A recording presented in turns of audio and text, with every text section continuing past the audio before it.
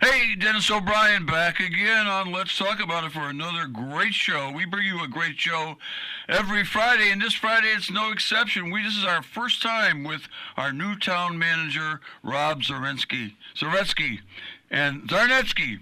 God darn it, I got it right the third time, right, Rob? Zarnetsky. You did. I got the N in there.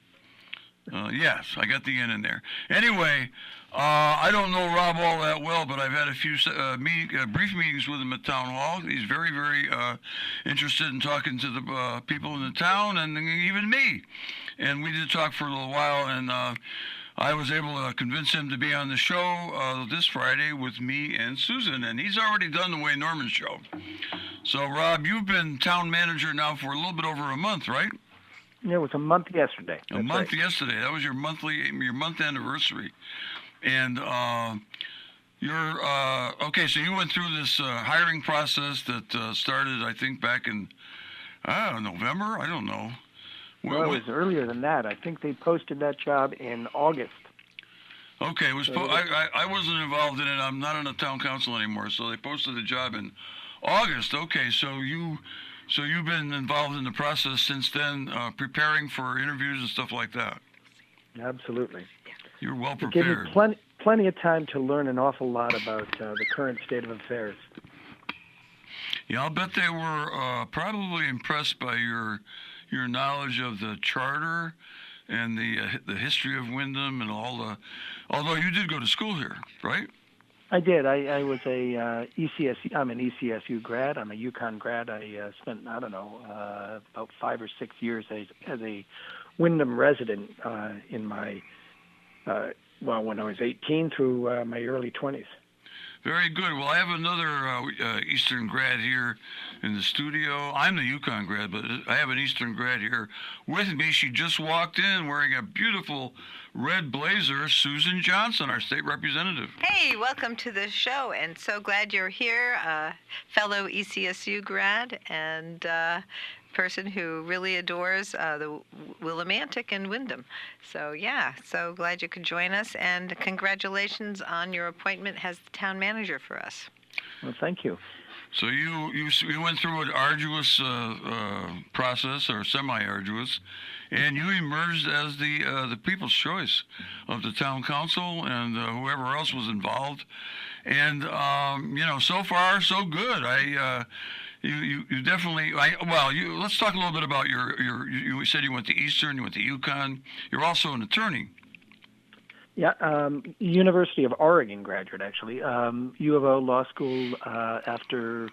So, yeah, my educational history had me bouncing around in the Northeast for a while. Eastern, UConn, went up to Boston and earned another master's degree up there, and then out to Oregon for law school.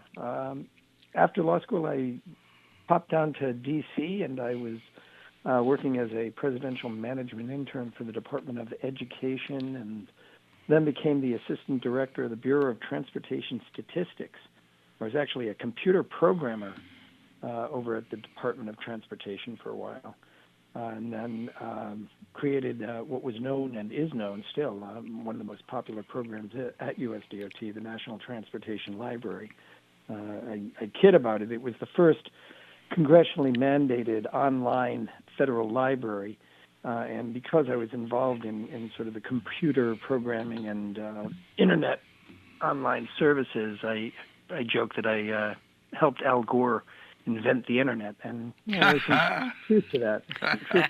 That's a good one. That is a joke. I actually laughed involuntarily. Anyway, so you actually practiced law for a while. That I didn't know until I listened to Wayne's show with you.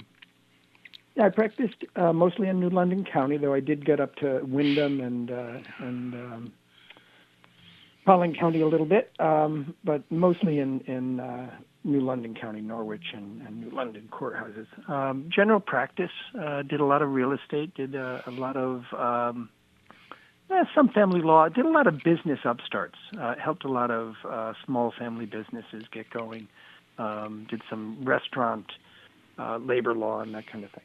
So you didn't spend a lot of time going to short calendar in Superior Court? Not too much. Good Not for you. Too much. Good for you. A lot of waiting around. Yep. And I remember the clients time don't I like did that spend. Yeah, because they have to pay no, for it's it. not fun. Yeah, well, that's great. I mean, we're so lucky here in Wyndham to benefit from the incredible, varied experiences that you've had in dealing with the law and government and all kinds of things. And great to have you here. Susan Johnson is giving me a hand signal. She wants to say something, so I'm going to let her. So the kind of experience you have is exactly what we need for a town like Wyndham, because we have so many different aspects to our town, whether it's Eastern Connecticut State University or the hospital. We have all different types of housing here, whether it's student housing, Victorian homes, mobile homes, multifamily dwellings, large dwellings, a huge number of different types of housing and zones. We have small businesses, big businesses, and all these things. We have 4 fire departments. We have 2 types of state police and 1 local police. It goes on and on. For a small town of 24,000 people, we have a huge variety of things to take a look at and see how they all can work together. So the kind of experience you have seems to fit perfectly with all the different types of needs that we have and all the different things that are going on. It's a very, very different community, I think, if you take a look at communities all throughout the state and even the country. Rob Zarnitsky, ready for anything. And you will find that here. And you know it, right? Yeah, I do. And I actually think that it may be cause and effect. And I sometimes tell people that Willimantic is where I learned to be an adult. It's where I learned to be a person. I came out of high school, and the first place I landed was Willimantic, and it's where I really did. I opened my first business in Willimantic. It's where I, first signed a lease for an apartment in Willimantic. It's where I bought a car. It's where I became an adult. And I think that growing up, in that sense, in an eclectic place, sort of instilled in me a love for the eclectic. And my career has absolutely been that. It's been wonderful. I've enjoyed every bit of my work life. But I've worked at every level of government, in every branch of government, and I've had the opportunity to work in the private sector, and I've had the opportunity to work overseas, and it's just been an eclectic experience, and I honestly think that it may be because I learned how to be an adult in Willimantic. Well, I was with you the other day for a few minutes, and I asked you if you liked Wyndham. You said, I love Wyndham. And did I love that, because I love it too. Susan loves it. Matt Rupar loves it. We all love it here. And people who live here, unless they're very cynical by nature and negative, people love it here. And it's a challenge, but we have a lot of challenges here. And one of the challenges you're facing, as you just came on, hitting the ground running, you picked a great time to start because it's budget season. Yeah, tough budget season. Coming off of last year's incredibly high tax hikes, we knew coming into this budget season that it was going to be very difficult. And, as we were saying before, the hiring process for this position took a long time, and I did have the opportunity to sort of dive in and get a pretty good handle on much of the town's finances before taking the position. But there's a lot to learn that you can never learn from the outside. And we had 4 weeks to put together a budget. And, I got to tell you, I'm very happy with the effort made by everybody in Town Hall. The department heads were great. The folks that, had to provide information and sort of think about what we were doing in a responsible way stepped up and did what they had to do. And we produced a budget that I think is one of the strongest budgets that the town has seen in a long time.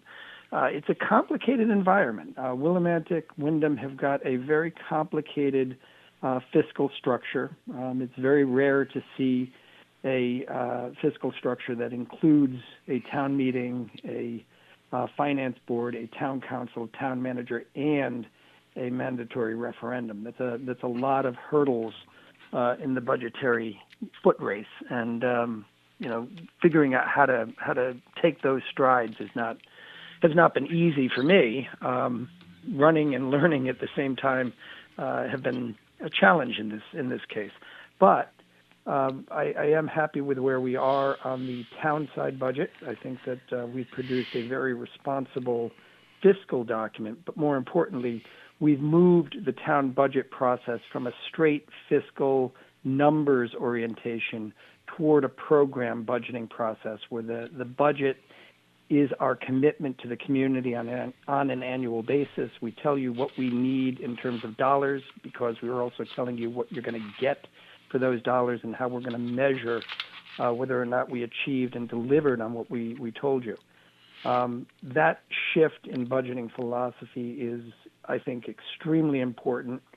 Communities that follow responsible program budgeting get what they want because they've called their shots before they go out and they ask for the money.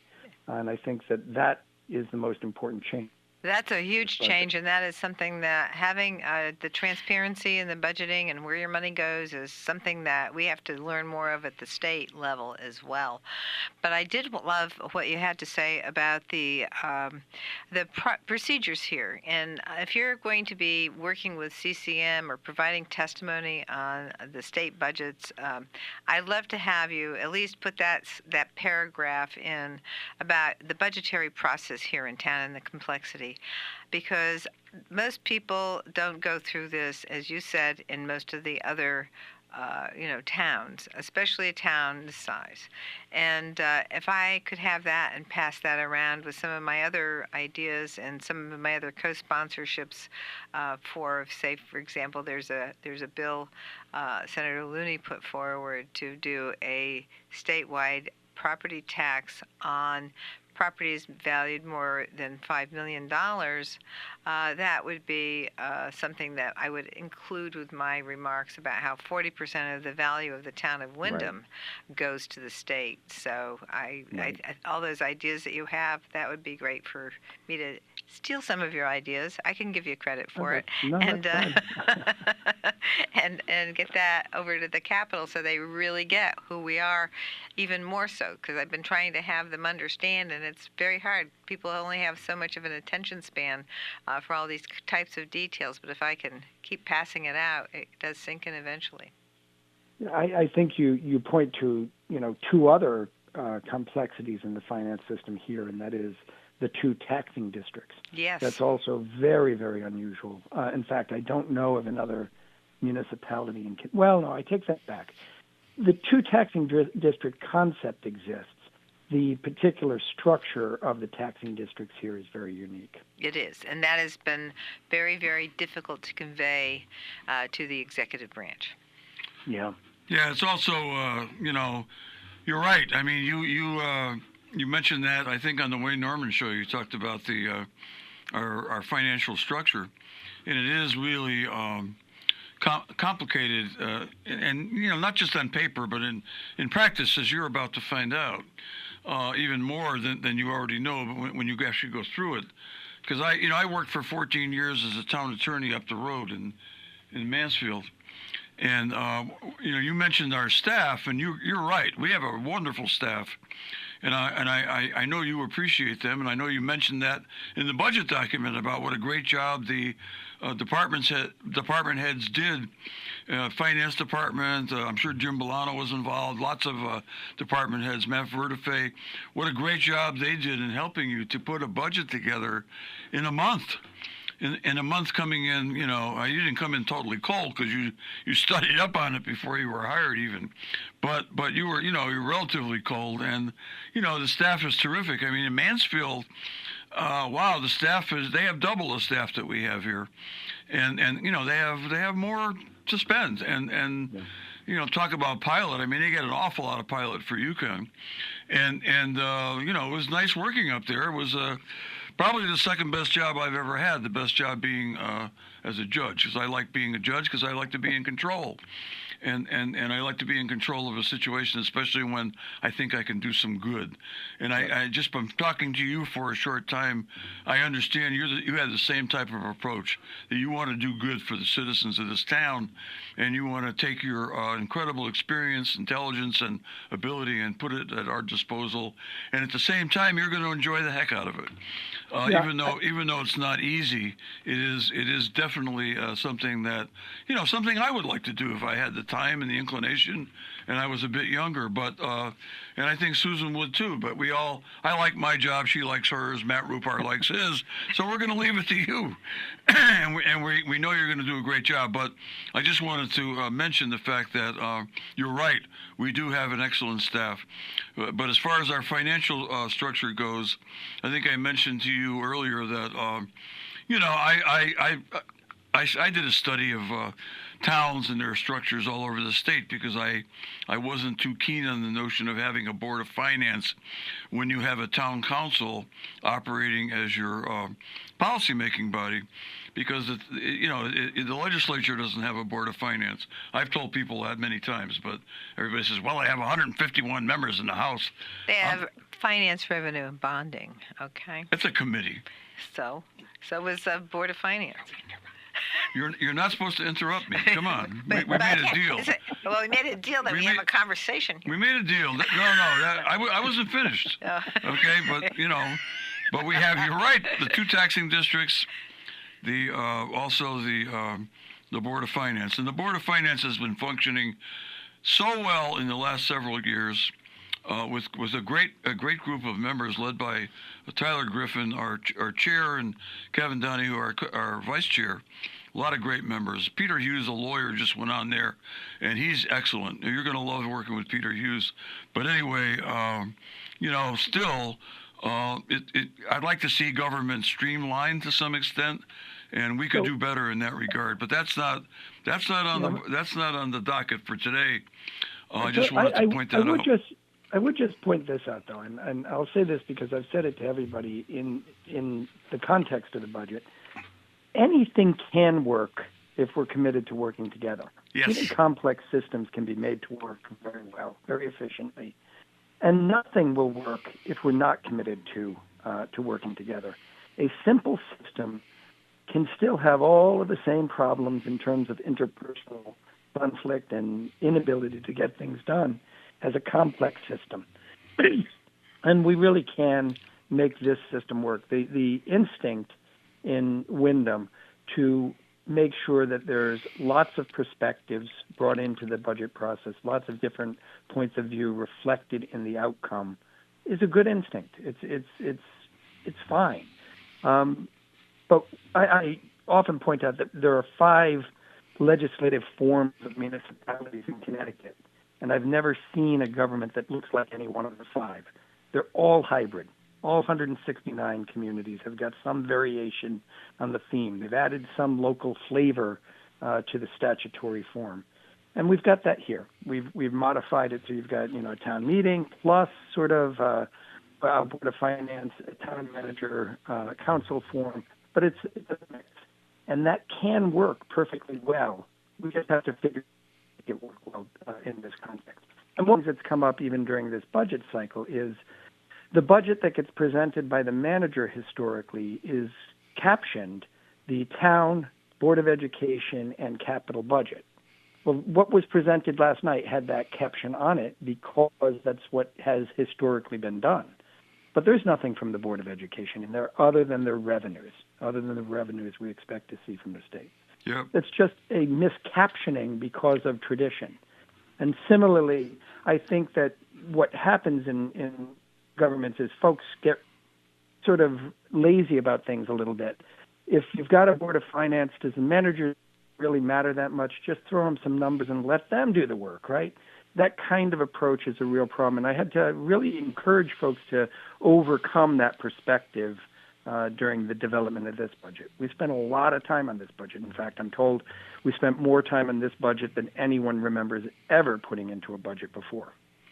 I think that's wonderful, and as someone who served on the board of selectmen before it was a council, it was one of the things that it was at the time it was simpler. It was simpler times. The grants from the the state for regarding our education cost sharing grant weren't being provided.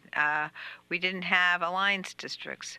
We didn't have all these different things that have to be looked at. And so some of the money that you look at that comes through the state, for example, for the education cost sharing grant, goes to the town. Other parts of the money that go to the Board of Ed go straight to the Board of Ed as alliance districts.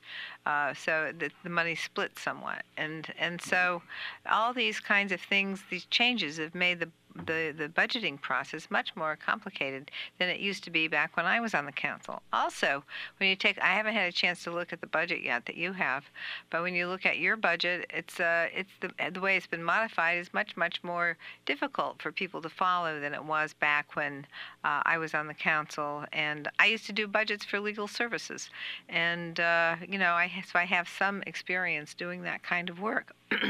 And so how these things are presented to the public, going back to what you originally said, having people understand where their money is going and what it's going for, eliminates a lot of the speculation about why things are the way they are and why their property taxes are what they are. So I think that those things are really great observations. Yeah, one of the things that we have done in this budget document is come up with some graphical representations of the implications of, and this is the complication, right? The implications of the town side of what will ultimately be the budget for the municipality. What was your tax bill last year? What would your tax bill be this coming year if this spending plan is approved? We've put it on a chart so that you can actually just see, if my property is worth $250,000, then I'm falling to the left side of the line here, and my tax bill is going to be affected. It turns out to be something like $175 on that property. But you can just look on the chart and see where your property lies and determine in a rough sense what your tax bill increase would be. Yes, and that's important. It's important for the people to be able to take a look at that and see what it's going to be, but also what it's going for. And right. I know that we get tax bills from other properties, and they outline exactly what the money's being, the percentage of the money, and where it's going in terms of the operation of the town and the education system. So it's very interesting to see that, and I'm thinking, gee, Connecticut really should do that, and the towns should do that.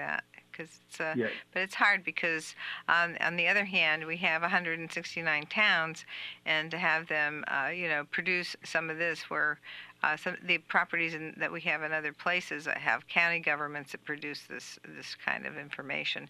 So to have to, reconfigure your computer systems so that everybody understands what's going on is a very difficult process as well, and it's a very expensive process too. Well, we actually bought the software last year to make it possible to put up a version of the budget documents that would allow you to sort of see those graphics, what percentage is going for public safety, what percentage of your dollar is going to the recreation programs. Unfortunately, the town hasn't been able to get that all implemented, and I couldn't afford the time this past month. Oh no, I'm just saying. That. So, yeah. But we've got the software, and we're planning to do it next year. That's great. Well, that's really interesting. I had no idea that you had that. Well, we're about ready to go to a break to let our sponsors help us out with the cost of our show, and we will be right back after these messages. Okay, this is Dennis O'Brien, and we are back on the air with our town manager, Rob Zarnetsky. And Rob, so glad to have you on the show. Sorry that you got to Wayne Norman got to you first. I mean, Wayne and I have a little thing going about scooping each other on a new guest, and he scooped me. But I always tell him he's got a show on every day, And he makes a lot more money here than I do. We volunteer. We're volunteers, but anyway, they take advantage of our incredible interpersonal skills and use us as volunteers on the radio. And also our ability to attract guests, which is a big deal. And that's why I was disappointed that I couldn't get you on before Wayne did. But before I knew it, I heard you on the Wayne Norman Show. Actually, he told me you were going to be on. Anyway, we were talking about the budget, and I did read some of you released you had a meeting last night. You met with the Board of Finance and the board and the town council and revealed the budget. You want to tell us a little bit about the meeting? Yeah, so under the town charter, the budget has to be presented every year at a joint meeting. The town manager's proposed budget has to be presented to the town council and the finance board at a joint meeting before February 28th. So we got in just under the wire last night on the 27th and presented the budget to the finance board and the town council last night. It was a good meeting. We had pretty good attendance, some folks online, but a good number of folks in the room as well, and an opportunity to really sort of get some decent feedback on what folks are looking to see. Things that has been coming up a lot because the budget that we've proposed on the town side actually would be a tax relief budget if it weren't for the debt service that we're managing right now. And one of the things folks are sort of worried about is, did we overspend in these projects that we've recently done? Did we spend too much on a rec center? Did we spend too much on the downtown parking garage? Did the high school renovation cost us too much? And I think that's not the right perspective on this. The community really needed those centers. They needed those resources. Those assets are here for us. It was necessary for the community to build those assets. And it was a good idea to build those assets when the interest rates were low and when you were getting, thank you, Representative Johnson, 95% reimbursement from the state for a high school renovation. Thank you. It was a wise thing to be doing these projects. But we still do have to pay that portion of the bill that is ours, and it does have a impact on our finances. This year, our debt service cost is going to go up by $750,000. We're going to be just over $4.4 million in total debt service. That's a significant number on a budget that's coming in, total budget coming in at $73 million. So it's an expensive thing, but that's what it takes. It's expensive to own a home. It's maintain a community, and it's more expensive to build and make that community what you want it to be. So what this budget presented yesterday, was really all about was making sure that we tightened our belts as much as possible. The proposed tax increase for the Wyndhams in this bill is 1.4, or in this proposed budget is 1.4% over what was last year, again, compared to 27% the previous year, and 2.9% for the Willimantic taxing district. Those are very modest increases. If, again, we didn't have debt service in there, the increases would be actual decreases. We just are sort of stuck between the need to maintain the people in the buildings that we've built and paying for the buildings that we've built. It's not a bad situation. I understand that folks coming off of last year are very unhappy with the idea of any tax increase. We are still waiting to see what the Board of Education delivers for a request. But I got to tell you, this is tight. This budget is, and I don't say that sort of as a plea for approval here. I say it because it's just a fact. This thing was built to be incredibly tight. We have zero capital investment this year. That's a strategic choice that we've made. Our investments in capital, the assets that we've been describing, plus road maintenance, plus park maintenance, plus the maintenance of our equipment, the vehicle fleet that the town has to maintain. all of those investments have been off schedule, is how I'd describe it. We haven't had a routine schedule of replacement. We haven't had an asset management plan in place. We haven't been managing our real estate and assets. I've decided that we're not going to spend money this year on capital investments. We're going to take a breath, we're going to take a year off, and we're going to spend the time to plan how to manage all of our assets. We have 143 pieces of real estate around town. We have hundreds of vehicles. We have, between us and the Board of Education, we have lots and lots of equipment. We've got to get everything on a list, and we've got to start thinking about how to manage those assets over time. So it's strategic that we're not going to be buying capital this year, but that's a 0% increase because we're not buying anything there. So really, it's just the people and the debt service that are driving our tax increase this year. And again, it's a really small tax increase, well below the rate of inflation nationally, well below the state cap for this year, because we know that folks don't want to see another increase. Yeah, I like what you said about about the house and the mortgage, and I that's one of the arguments I made when we did these big projects to the public, that hey, when you buy a house, you mortgage, you borrow, and if you want something like a fully renovated large high school, you're going to have to borrow a little bit of money, or a community center. And the downtown parking garage, which is the nicest looking parking garage I've ever seen.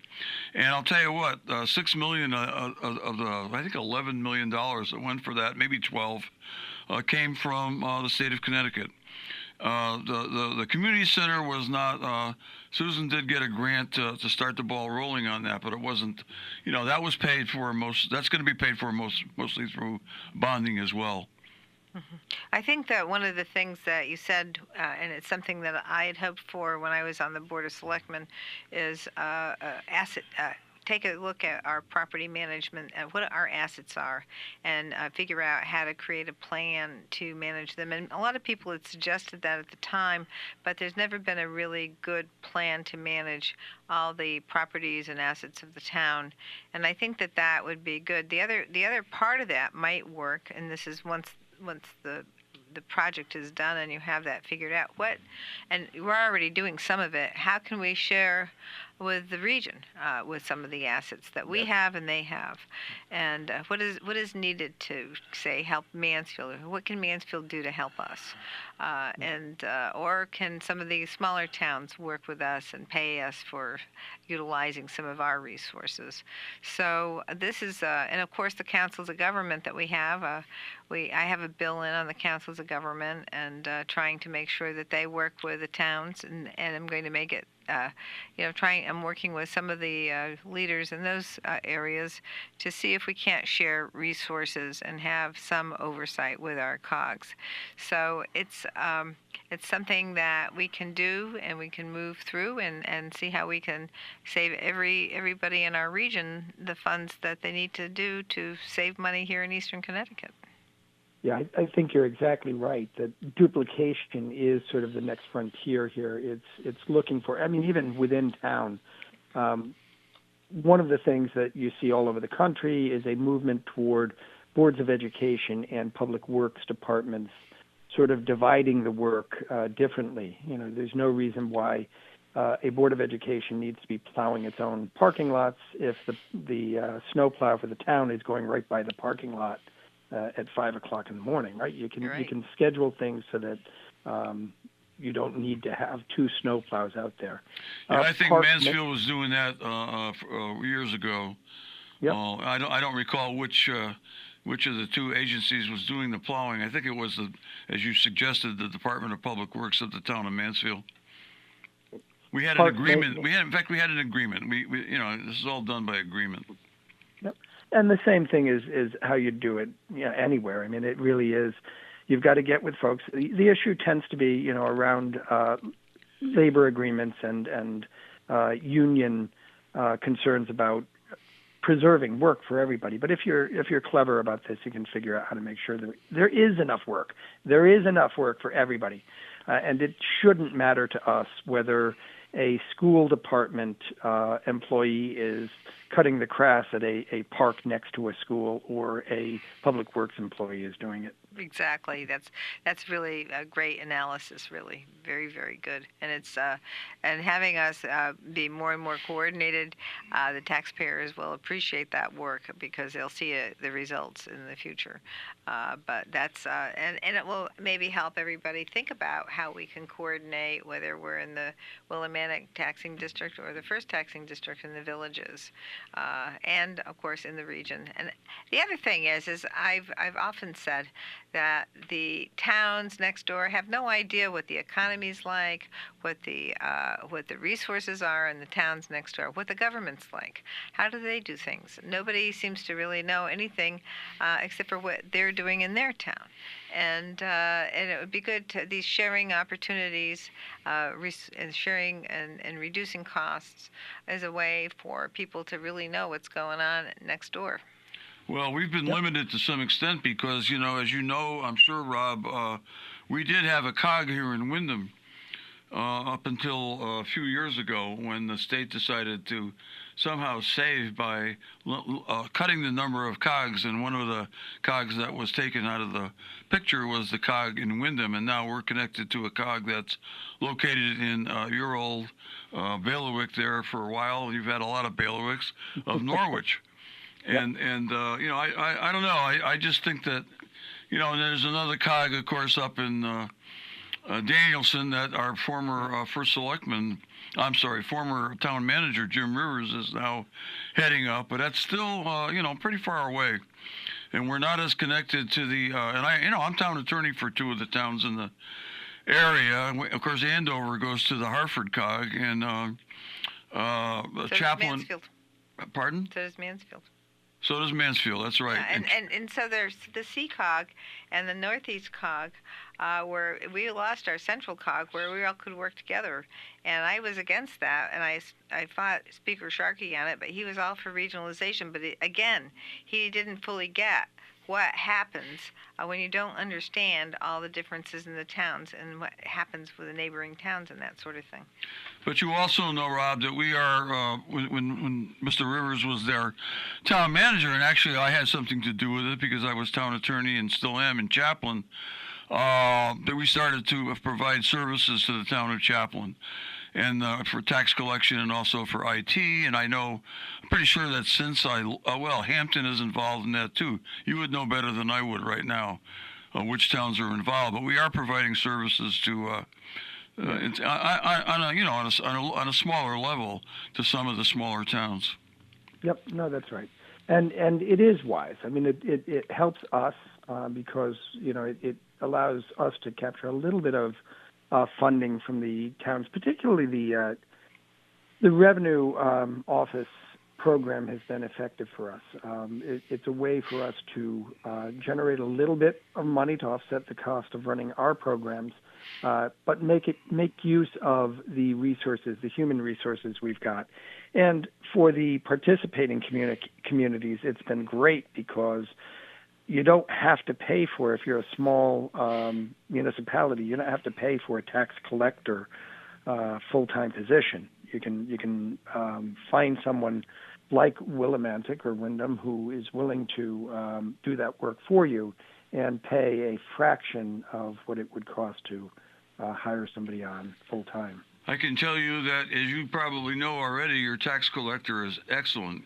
She's and great. She is doing a great job for the town of Chaplin, and everybody's happy with her as far as I know. And I certainly am. I've had to work with her on some legal issues. Funny thing, I walk into the town hall, and I'm not here to pay taxes. I'm here to talk to the tax collector about an issue we're having in Chaplin. And she's always available. She is so terrific. She really is awesome. Lisa Madden, she's great. Madden. And if anybody's listening out there in surrounding towns and you're struggling with how to do tax collection, give her a call. She's amazing. I have had great experience working with her as well. She really understands how to connect with the state. She's been working with the state branch as well as working locally, and she's excellent at understanding how things work, and that's so important for somebody in her position. Well, I've known some tax collectors in some places that weren't that nice because it's the kind of job that you have to be pretty tough. But Lisa Madden is very nice, and she's very good at what she does. Shout out to Lisa Madden. All right, Lisa. All right, Lisa Madden. Anyway, I think you two, Susan and Rob, are talking about some really good ideas about things that we can do in the future to make not only our financial situation but also our quality of life here even better. I think I can't leave the show without talking about one of the projects that we worked on to put together, at least in addition to the high school, which is really the jewel in the crown of the 4 projects we did when I was on the town council, and that is the community senior center. That's been a huge success, and just as we knew it would be, bringing people together, bringing generations together. I like the idea of seniors and kids in the same building. People had some trepidations about that, but I think it's worked out great. Whenever I go down there and see the kids, see the seniors, fantastic. I love bringing people together like that. And that place I drove by it yesterday, and the parking lot was filled. And it makes me so happy. It's a beautiful facility. It really is. Yep. Did a great job designing it, and Mayor DeVivo had a big hand in making sure that operation was done well. And I'm very, very proud of that. And that whole Gilson Square area is gorgeous now. Not so long ago, it had the dilapidated theater building, and it had problems, and now it's really functional and a great place with the stage, with the Shaboo stage, a place for people to gather, and we have great opportunities for meetings and for concerts and for community activities, and it's just a great spot, and it's a great welcoming place for when people come into town. So I just love the way the Gilson Square looks. Hey, Rob, I got to ask you this. We're getting down to the last 3 minutes here. Time flies when you're having fun. And we sure are having fun here, right, Susan? Right, Dennis. Right, Matt? Yes. All right. So I just wanted to talk about next steps now. I know one next step, and that is we're going to have a meeting, I believe, on March 11th with you and the Taxing District Board. And we're going to talk about the Taxing District budget, which, of course, covers police and fire. And that's one next step. What else is happening? So we've got meetings scheduled for next Tuesday and Thursday. The public is invited to come out and share their perspective on the proposed town side budget next Tuesday and Thursday. And then the Tuesday and Thursday after that. The meetings are at 6 o'clock in the Bellingham, in Town Hall. With the exception of the March 4th meeting, that Tuesday meeting will be after the town council meeting has completed. So it's a tack on to the town council meeting. And that meeting will be later. Okay, so you don't plan on meeting on March 11th with the town council? Oh, no, not on March 11th. Okay, got to leave that open for us, no, the Taxing District Board. Okay, so hey, I just did some business on the air there with the town manager, and I think that's a first. Oh, maybe. Have I ever done that before? Probably. Okay, with Jim Rivers. Anyway, so what? Okay, so that's going to be a heavy schedule for you, and a great opportunity for the people of the town to learn about, to get to know you personally and professionally, and also to get into the weeds of the budget. Yep, and we are going to get into the weeds. There's a lot of weeds to get into. There's a lot of detail, and this budget is a very different budget than the ones that you've seen in prior years. There's a lot more description. There's a lot more explanation, which raises a lot more questions, right? There's a lot more opportunity for engaging with the document. And to be honest with you, with this version of the document, this first attempt at a full program-based budget, there's going to be more errors. There's going to be more stuff to find that we want to change in the presentation next year. So much about how you present a budget depends on how people perceive the presentation. Math is a funny thing to translate into English sometimes, and we've attempted to translate math into English as best we could, but we're clearly going to have to adjust it to make sure that we're speaking to the audience, and it's going to be really important for us to hear from people so that we can strengthen our presentation. Okay, Rob, we're almost out of time. One last quick question. How can people access the budget? How can the public access the budget? They can certainly access it online at the town hall website. Okay. And again, it's a proposed budget. We're not there yet. Oh, we know that. Well, okay. the public may not know it, though. I just can't thank you enough for being on the show, Rob. Having our town manager on the show is great, and it's wonderful to bring this wonderful information to us, so I really appreciate it. I think it was very timely and a great discussion, Rob, and thank you so much, and have a wonderful weekend, and hopefully we'll have you back on the show before you go back on the Wayne Norman Show. All right. All right, you Enjoy take care. Thank you very much. Be I well. was just joking.